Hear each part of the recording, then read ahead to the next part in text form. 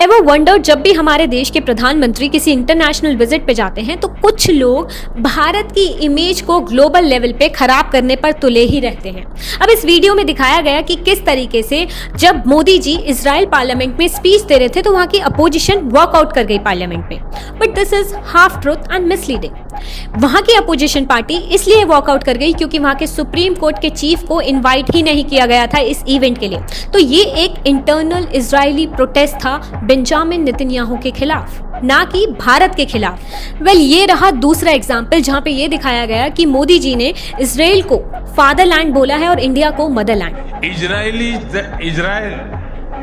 their fatherland and India their motherland.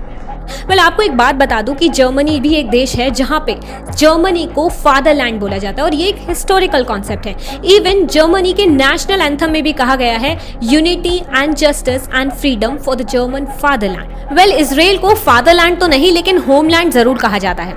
Modi ji की ये speech को पूरी तरीके से दिखाया नहीं गया, ये हाफ कट कर दी गई जिसकी वजह से मिसकंसेप्शन फैला। यहाँ पे ये कहना था कि कुछ जो जूइश कम्युनिटी है उनके हिसाब से इजराइल उनके लिए फादरलैंड है और इंडिया मदरलैंड। आप ये वीडियो खुद सुन लीजिए। There was movement from India to Israel too. When many Indian Jews migrated to Israel in the mid 20th century.